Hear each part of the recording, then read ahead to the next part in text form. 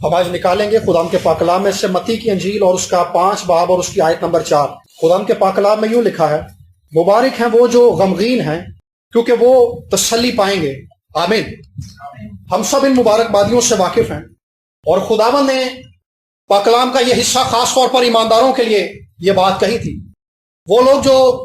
خدا یسوع مسیح پر ایمان لائے اور جنہوں نے اپنی زندگیاں خدا یسوع مسیح کو دے دی، خداوند نے ان کے بارے میں یہ بات کہی ہے۔ ایسا نہیں کہا خداوند نے کہ ان پر کبھی کوئی پرابلم نہیں آئے گی، ان کی زندگی میں کبھی غم نہیں آئے گا، ان کی زندگی میں کوئی دکھ نہیں آئے گا، بلکہ خداوند نے کہا مبارک ہیں وہ جو غمگین ہیں، مبارک ہیں وہ جو دکھ سہ رہے ہیں، مبارک ہیں وہ جو غم زدہ ہیں۔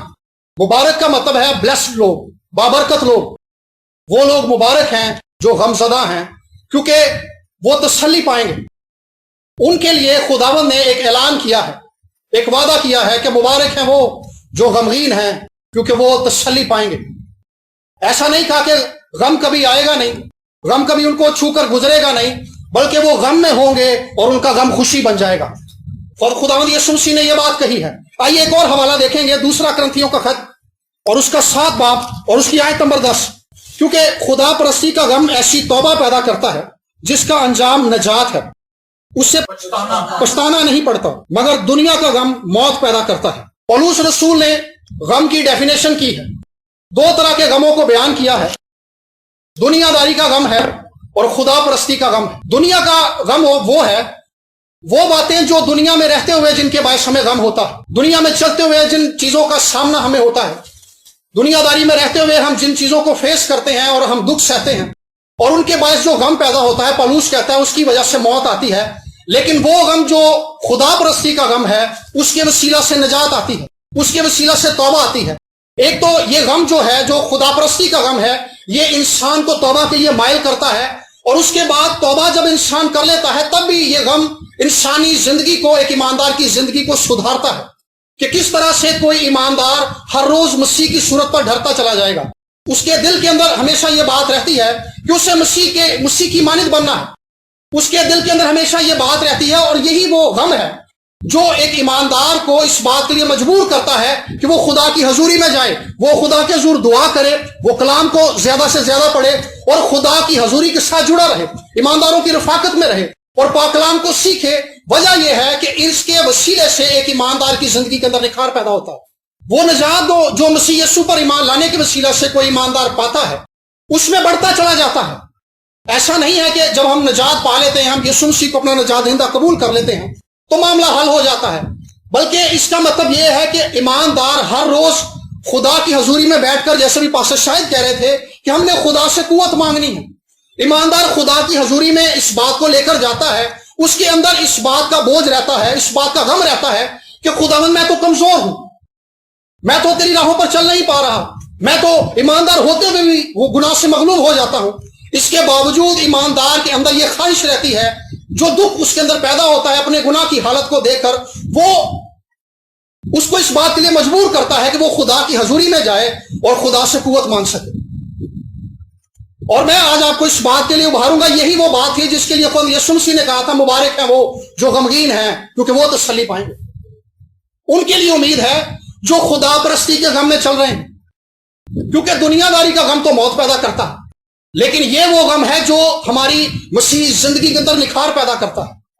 یہ ایک ایسا غم ہے جس کے ساتھ جب ہم جیتے ہیں تو خدا ہماری زندگی کے اندر روز بروز کام کرتا ہے۔ جب ہم اپنی زندگی پر غور کرتے ہیں تو ہمیں ایسا نہیں لگتا کہ ہم بالکل پرفیکٹ ہو گئے ہیں، ہمیں ایسا نہیں لگتا کہ ہمیں تو 20 سال ہو گئے ہیں، ہمیں تو 50 سال ہو گئے خدا کے ساتھ چلتے ہوئے، بلکہ ہمیں احساس ہوتا ہے کہ ہم میں اب بھی کمی ہے، ہم میں ابھی بھی کمزوریاں ہیں، ہمیں اب بھی مسیح کی مانند ڈھلنے میں ہم کمزور ہیں، اور ہمیں خدا کے حضور میں جانا ہے۔ اور یہ وہ توفیق ہے، یہ وہ غم ہے جو انسان کے اندر نکھار پیدا کرتا ہے۔ سو میرے عزیزو، پولس نے جس طور سے غم کے اندر ڈفرنس پیدا کیا ہے، جس طور سے اس نے فرق بتایا ہے ان 2 طرح کے غموں کے اندر، کئی بار ہم سوچتے ہیں کہ جو غم ہے وہ ہمیشہ ابلیس کی طرف سے آتا ہے، لیکن پولس نے اس کو بھی بیان کیا ہے کہ وہ غم جو ابلیس کی طرف سے آتا ہے وہ دنیا داری کی وجہ سے آتا ہے، دنیا کی چیزوں کی طرف سے آتا ہے، دنیا داری کی خواہشوں کی وجہ سے آتا ہے۔ میں ایک بندے کو جانتا ہوں جو بہت پڑھا لکھا شخص تھا، 60 کی دہائی کے اندر میں اور پاسٹر شہزاد جب اس سے ملے تو اس نے بتایا کہ 60 کی دہائی میں साइंटिस्ट बनने के लिए अमेरिका में गया, फिजिक्स में साइंटिस्ट बनने के लिए गया था वो। और उस दौर में हुआ क्या कि पाकिस्तानी गवर्नमेंट के, अमेरिकन गवर्नमेंट के साथ हालात जो थे कुछ खराब हो गए, सियासी मामला खराब हो गए। और उन्होंने जब उनका वो कोर्स कंप्लीट होने वाला था, उनकी पढ़ाई मुकम्मल होने वाली थी, उन्होंने उन 12 नौजवानों को जो साइंटिस्ट बनने अमेरिका में गए हुए थे उन्हें पाकिस्तान वापस भेज दिया। और वो बताता है कि उनमें से जो 6 थे उन्होंने खुदकुशी कर ली, बाकी जो थे पागल हो गए। और उन पागल होने वालों में से एक वो भी शख्स था जो हमसे बात कर रहा था। तो दुनियादारी का गम जो है मौत पैदा करता है। जो दुख हमें दुनिया में रहते हुए मिलता है, दुनिया की ख्वाहिशों को जब हम पा नहीं सकते तो हमारे अंदर एक मलाल पैदा होता है। हम जब फेलियर का सामना करते हैं, अपनी जिंदगी के अंदर नाकामी हमें होती है, तो उसके अंदर जो दुख हमारी जिंदगी में आता है, वो दुख हमारी जिंदगी को खुदकुशी के लिए मायल करता है, हमारी जिंदगी को गुनाह के लिए मायल करता है, गलत राह अडॉप्ट करने के लिए मारता है। लेकिन वो गम जो मसीह में रहते हुए हमारे दिल में रहता है, वो एक सच्ची तौबा पैदा करता है। वो ईमानदार को उस मकाम पर रखता है जिस मकाम पर एक ईमानदार को होना चाहिए। ईमानदार खा कितना भी पुराना हो जाए, वो अपनी जिंदगी में कभी भी ये सोच नहीं सकता कि मैं बिल्कुल परफेक्ट हो गया हूं और मेरी जिंदगी के अंदर खुदा ने ऐसी बरकत रखती हैं, मुझे तो खुदा इस्तेमाल कर रहा है, मेरे वसीले से नबूवतें भी होती हैं, खुदा के कलाम जब मैं सुनाता हूं तो बरकत भी मिलती है, लोग तौबा भी करते हैं। ईमानदार अपनी जिंदगी के किसी मकाम पर ऐसा नहीं सोच सकता, बल्कि ईमानदार ने अपनी सारी जिंदगी फरोतनी और आजिज़ी में गुजारनी होती है, खुदा तरसी में गुजारनी होती है, और खुदा से डरते और कांपते हुए गुजारनी होती है कि वो खुदावन तू मुझ पर अपने करम की निगाह रखना, क्योंकि इबलीस और गुनाह बड़ा मकार है। गुनाह किस वक्त हमें अपनी गिरफ्त में ले लेता है, हमें इस बात का अंदाजा भी नहीं होता। लेकिन वो बंदा जिसके अंदर ये खुदा परस्ती का गम कायम रहता है, वो एक आजिज़ाना जिंदगी गुजारता है। और ना सिर्फ वो एक आजिज़ाना जिंदगी गुजारता है, बल्कि उसके अंदर दूसरों के लिए भी एक ऐसी ख्वाहिश रहती है, एक ऐसी जुस्तजू रहती है कि मेरा ये भाई, मेरी ये बहन क्यों खुदा से दूर। उसके अंदर खोए हुओं के लिए जज्बात हमेशा जिंदा रहते हैं। वो हमेशा उन लोगों को देखता रहता है जो खुदा से दूर हैं, जो दुख में जिंदगी गुजार रहे हैं, जो मसीह से दूर जिंदगी गुजार रहे हैं। वो उन लोगों के दुख को भी जानता है और वो इस बात की अहमियत को भी समझता है कि अगर ये गुनाह में मर गए, अगर ये मसीह के बगैर मर गए तो इनका अंजाम क्या होगा। उसके अंदर इस बात के लिए भी दर्द रहता है। और ज़बूर 119 की 136 आयत को जब हम पढ़े तो वहां पर लिखा है कि मेरी आंखों से पानी के चश्मे जारी हैं उन लोगों के लिए जो तेरी शरीयत को नहीं मानते। ये वो बंदा है, ये वो शख्स है जो खुदा परस्ती के गम के अंदर चलता है। ये ऐसा गम नहीं है जो मौत की जानिब लेकर जाता है, बल्कि ये वो गम है जिसके वसीला से हमारे अंदर ये ख्वाहिश हमेशा जिंदा रहती है कि हमें हर रोज मसीह की मानित बनते चले जाना। हम जब कोई छोटी भी गलती करते हैं तो हमें यह एहसास होता है कि मैं कमजोर हो गया हूं, मुझे एक बार फिर से खुदा के हुजूर में जाने की जरूरत है, मुझे एक बार फिर से खुदा के हुजूर से कुव्वत पाने की जरूरत है। सो पौलुस ने बड़ी खूबसूरती के साथ गम के 2 हिस्सों को डिफाइन किया है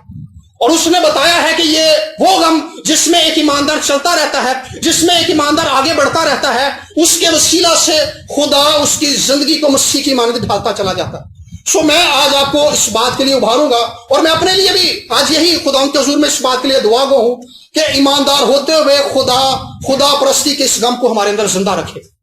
और जैसे जैसे हम अपनी जिंदगी के दिन गुजारते चले जाएं, हमारे अंदर यह गम बढ़ता चला जाए, हमारे अंदर दूसरों के लिए एहसास बढ़ता चला जाए, दूसरों की नजात का एहसास बढ़ता चला जाए। कई बार हम दूसरों के लिए बहुत ज्यादा तनकीद करते हैं, वजह यह है कि हमें समझ आती है कि वो गलत है और हम सही। लेकिन अगर ये सिर्फ तनकीद की हद तक ही है, अगर ये सिर्फ दूसरे को गलत ठहराने की हद तक ही है, तो इसका मतलब है कि हम खुद भी सही जगह पर नहीं खड़े। लेकिन अगर दूसरे को सही करने के पीछे हमारे अंदर ये ख्वाहिश है कि खुदावन वो खुद से ठीक नहीं हो सकता, जैसे मैं खुद से तब्दील नहीं हो सकता वैसे वो भी खुद से तब्दील नहीं हो सकता, तू उस पर अपने कर्म की नजर कर दे, तू उसके अंदर ये एहसास पैदा कर दे, तू उसको इस बात का बोझ दे दे, तू उसको इस बात के लिए कायल कर ले, इस बात के लिए मायल कर ले कि वो तेरे हुजूर में चल सके और अपनी जिंदगी तुझे दे दे। मेरी आंखों से पानी के चश्मे जारी उन लोगों के लिए जो खुदा की शरीयत को नहीं मानते। ये वो बंदा है, उस बंदे की स्टेटमेंट है जो खुदा के साथ चलता है, जिसे इस गम का तजर्बा, जिसे पता है कि अगर लोग गुनाह में मर जाएंगे तो उनका अंजाम क्या होगा। मेरे अजीजों, ईमानदार होते हुए अगर हमारे लिए खोए हुओं के लिए जज्बात नहीं है तो हम दुरुस्त ट्रैक पर नहीं है। जब हम अपने लिए दुआएं करते हैं, जब अपने लिए हम बहुत सारी दरखास्तें खुदा के आगे करते हैं, अपनी फैमिली के लिए करते हैं, अपने बच्चों के लिए करते हैं, बच्चों के मुस्तकबिल के लिए करते हैं, अपने मुस्तकबिल के लिए करते हैं, अपनी जरूरतों के लिए करते हैं, तो हमें उन लोगों को भी याद रखना है जो खुदा से दूर हैं, जो खुदा को नहीं जानते, جو خدا کی نجات کے پیغام کو جنہوں نے اب تک نہیں سنا، اگر سنا ہے تو وہ چل نہیں پا رہے، وہ کمزور ہیں، جو دکھ کے اندر زندگی گزار رہے ہیں، جو ابلیس کے ہاتھوں ستائے جا رہے ہیں، ہمیں انہیں یاد رکھنا ہے۔ سو میرے عزیزو، ہم نے اس بات کو یاد رکھنا ہے کہ ہم نے ان لوگوں کے لیے اپنے دل میں خداوند کے حضور سے قوت مانگنی ہے اور خداوند سے درخواست کرنی ہے کہ خداوند ہمیں اس غم میں چلنے کی توفیق بخش دے جو تیرے حضور رہتے ہوئے ملتا ہے۔ دینا کرن بتاتے ہیں کہ میں ایک دن ٹرین میں جا رہا تھا تو مجھے پتا چلا کہ بھائی بخت سنگھ بھی اسی ڈبے کے اندر ہے، تو کہنے لگے کہ مجھے بڑی خوشی تھی، میں بڑا ایکسائٹڈ تھا کہ آج خداوند کے خادم بخت سنگھ سے میری ملاقات ہوگی اور یقیناً مجھے سیکھنے کے لیے کچھ ملے گا۔ اور وہ بتاتے ہیں کہ اس وقت برادر بخت سنگھ کی خدمت اپنے عروج پر تھی اور میری خدمت کا آغاز تھا، اور کہتے ہیں کہ جب برادر بخت سنگھ آئے تو میں نے ان سے ہاتھ ملایا اور انہوں نے بڑے اچھے طریقے سے بڑی محبت سے مجھے ملے وہ، لیکن سلام دعا لینے کے بعد انہوں نے اپنے بیگ سے کپڑا نکالا اور ٹرین کے اندر زمین پر بٹھایا اور کہتے کہ 6 گھنٹے کا سفر تھا، اور کہتے کہ 6 گھنٹے وہ بندہ گھٹنوں کے بل ہو کر دعا ہی کرتا رہا۔ تو دینا کرن بتاتے ہیں کہ برادر بخت سنگھ نے مجھے الفاظ کے ذریعے کوئی بات نہیں سکھائی، لیکن اس نے مجھے ایک ایسا کام کر کے دکھا دیا جس نے میری زندگی کی اور میری خدمت کی ڈائمنشن کو تبدیل کر کے رکھ دیا، جس نے میری زندگی کو ایک ایسی سمت دکھا دی کہ جس پر میں آگے چلتا رہا، اور مجھے اس بات کی سمجھ آ گئی کہ بیٹا اگر تجھے کامیاب خدمت کرنی ہے، اگر کامیاب مسیحی زندگی گزارنی ہے، تو اس شخص کی طرح جو سفر میں بھی ان لوگوں کے لیے آنسو بہا رہا ہے جو دکھی ہیں، جو خدا سے دور ہیں، جو گناہ کے اندر دھسے ہوئے ہیں، جو مختلف طرح کے کسٹمز کے اندر، روایات کے اندر اور کلچرز کی بیڑیوں کے اندر پھنس چکے ہیں، ان کے لیے یہ شخص آنسو بہا رہا۔ تو کہتا اس دن میں نے یہ سبق سیکھ لیا۔ سو میرے عزیزو، یہ وہ غم ہے اس مرد خدا کے اندر جو وہ ایمانداروں کے لیے رکھتا ہے کہ کہیں یہ لوگ خدا سے دور رہ کر مر نہ جائیں۔ سو میں آج آپ کو اس بات کے لیے ابھارنا چاہوں گا، اپنے آپ کو بھی میں اس بات کے لیے ابھاروں گا، اپنے لیے بھی میری یہ دعا ہے کہ خدا مجھے بھی اس بات کی توفیق دے کہ ہم ان لوگوں کو یاد رکھ سکیں۔ اگر ہم نے نجات پا لی ہے، اگر ہم نے مسیح کے پیغام کو قبول کر لیا ہے، تو یہ ہماری ذمہ داری ہے کہ ہم ان لوگوں کے لیے دعا بھی کریں اور نجات کا پیغام بھی انہیں سنائیں۔ وہ فرشتہ جو کرنیلیس کے پاس آیا تھا، اس کو نجات کا پیغام سنانے کی اجازت نہیں تھی۔ اس نے کرنیلیس کو آ کر یہ کہا تھا کہ پترس کو بلوا لے، وہ تجھ سے ایسی باتیں کہے گا جس سے تو نجات پا جائے گا۔ سو نجات کا پیغام انسانوں کے سپرد کیا گیا ہے، میرے اور آپ کے سپرد کیا گیا ہے۔ جو گواہی مسیح نے ہماری زندگی کے اندر قائم کی ہے، ہم نے اس گواہی کا بیان بھی کرنا ہے دوسروں کے ساتھ، اور ساتھ ہی ساتھ وہ لوگ جو اس گواہی سے واقف نہیں ہیں، وہ لوگ جو مسیح کی نجات سے واقف نہیں ہیں، وہ لوگ جو خدا سے دور ہیں، ان کے لیے خدا کے حضور میں آہو بکا کرنی، خدا کے حضور میں دعائیں کرنی ہیں کہ خدا میرا یہ بھائی تجھ سے دور ہے، وہ نشے کی لت میں گر گیا ہے، وہ تجھے نہیں جانتا، خدا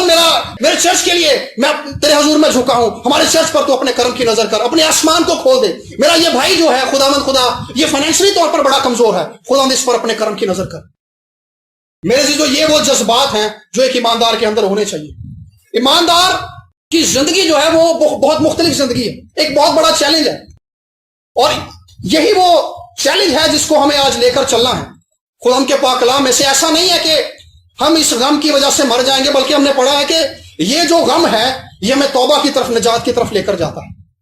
یہ ہماری زندگی کو نکھارتا ہے، ہمیں مسیح کی صورت پر ڈھالتا ہے۔ لیکن وہ غم جو دنیا کی وجہ سے آتا ہے، ہمارے فیلئر کی وجہ سے آتا ہے، ابلیس کی راہوں پر چلنے کی وجہ سے آتا ہے، خدا سے دوری کی وجہ سے آتا ہے، وہ اس کا انجام موت ہے۔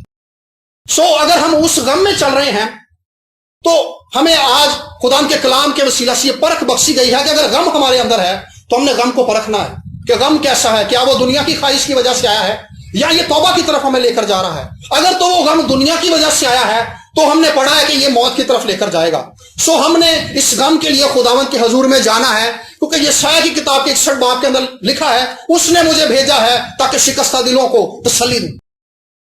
جو غم زدہ ہیں ان کی تسلی کے لیے یسوع اس دنیا میں آیا ہے۔ اگر دنیا داری کا غم آپ کی زندگی میں موجود ہے تو یسوع آپ کو تسلی دے سکتا ہے، یسوع آپ کو مضبوط کر سکتا ہے، یسوع آپ کو امید دے سکتا ہے، یسوع آپ کو زندگی دے سکتا ہے، اور یسوع آپ کے دکھ کو خوشی میں تبدیل کر سکتا ہے۔ یہی اس کا کام تھا اور یہی وہ حکم تھا جس کے پیچھے خدا کی قدرت، خدا کا جلال اور اس کی بادشاہی کی سارا زور اس حکم کے پیچھے کام کرتا ہے۔ جو کوئی ایماندار اپنے آپ کو خدا کے تابع کرے، ضروری ہے کہ وہ اپنی زندگی کو اس بات کے لیے خداوند کے حضور میں پیش کر دے کہ خداوند میں چاہتا ہوں کہ تو ہر روز میری زندگی پر کام کر، میں چاہتا ہوں کہ میرا ہر دن تیرے ساتھ چلنے والا دن ہو، میں ہر دن تجھے جاننا چاہتا ہوں، میں ہر دن تجھے پہچاننا چاہتا ہوں، میرا ہر دن تجھ میں ایک نیا دن ہو۔ جو پچھلا دن گزر گیا میرا آنے والا دن اس سے بہتر دن ہو. میں تیرے کلام کے نئے تجربات کو پانا چاہتا ہوں, میں روح القدس کے نئے تجربات کو پانا چاہتا ہوں, میں کلام کے نئے بھیدوں کو نئے طور سے سمجھنا اور جاننا چاہتا ہوں. آدمی صرف روٹی سے جیتا نہ رہے گا بلکہ ہر اس بات سے جو خدا کے منہ سے نکلتی ہے. کوئی بھی شخص جب مسیح یسوع پر ایمان لے کر آتا ہے تو وہ مسیح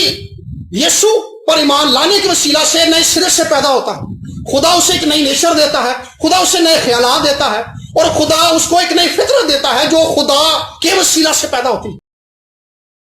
جیسے جیسے ہم خدا کے پاک کلام کو پڑھتے ہیں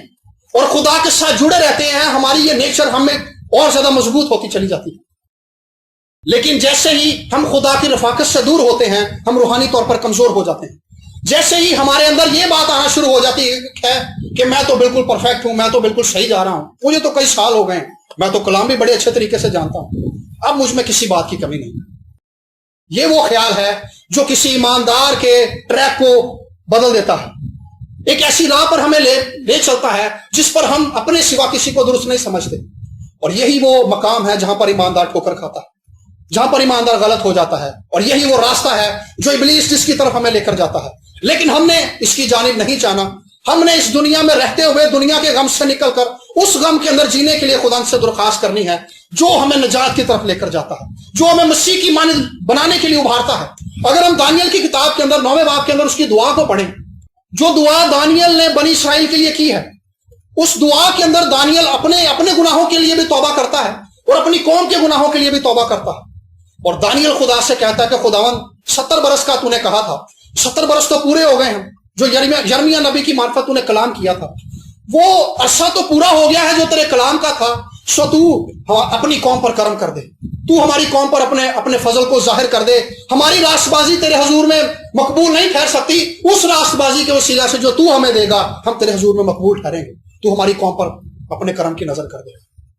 سو فیملی کے اندر بھی ہم نے اس بات کو سمجھنا ہے کہ ہمارے اندر کیا اپنی فیملی کے لیے بوجھ ہے, ہماری فیملی کس جانب جا رہی ہے, ہمارے بچے, ہمارے والدین یا ہمارے بہن بھائی کس جانب جا رہے ہیں. یہ وہ غم ہے جو ہمیں ان کے لیے دعا کرنے کے لیے ابھارے گا. یہ وہ بات ہے جو ہمیں اس بات کے لیے ابھارے گی. ابلیس تو ہمیں اس بات کے لیے ابھارے گا کہ بھائی یہ بندہ نہیں بدل سکتا, وہ کچھ نہیں ہو سکتا تھا. لیکن خدا کا کلام ہمیں اس بات کے لیے ابھارتا ہے. جب ہم صلیب پر خدا کی محبت کو دیکھتے ہیں تو ہمیں اس بات کا احساس ہوتا ہے کہ وہ خدا جس نے اپنے بیٹے کو قربان ہونے کے لیے صلیب پر بھیج دیا, وہ خدا اس میرے بھائی کی, میری بہن کی زندگی کو بدل سکتا. یہ وہ مقام ہے جس کے وسیلہ سے ہمیں قوت ملتی ہے, اور یہی وہ مقام ہے جو ہمیں ابھارتا ہے کہ میرے بھائی کی, میری بہن کی, میرے دوست کی, میرے کلی کی زندگی بدل جائے گی.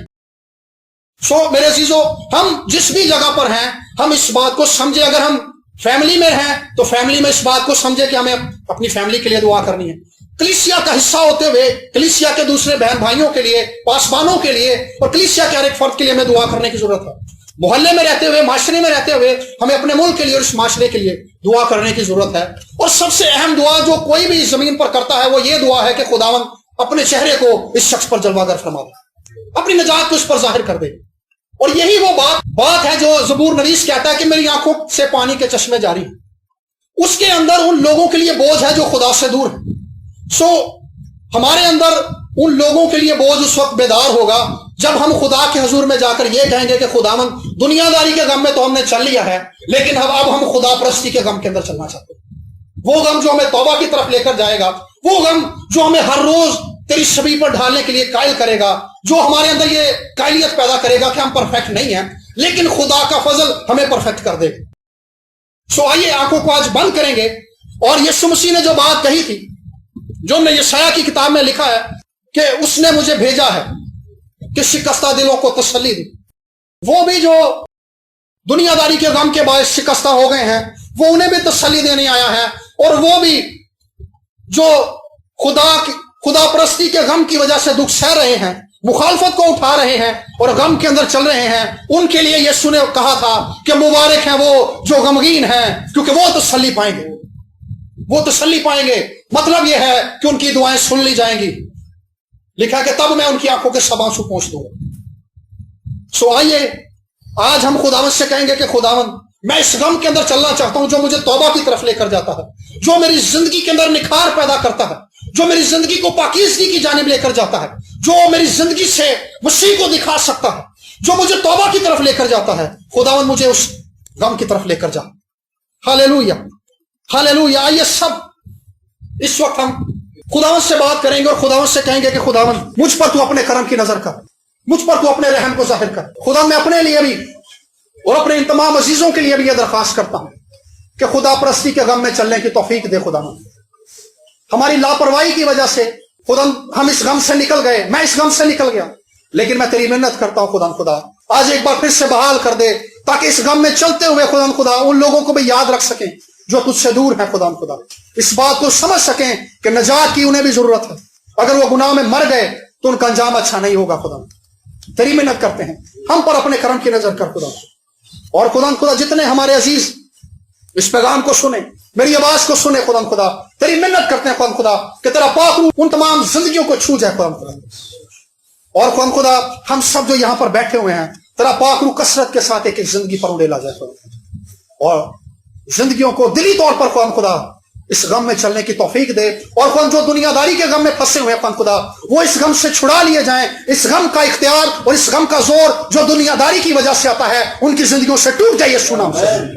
तेरी सिफारिश करती है। और खुदा वो आजाद हो जाएं और इस गम में जिंदगी गुजार सकें जो हमेशा की जिंदगी की जानिब लेकर जाता है। तेरी सिफारिश करते हैं, यीशु के नाम से मांगते हैं, आमीन।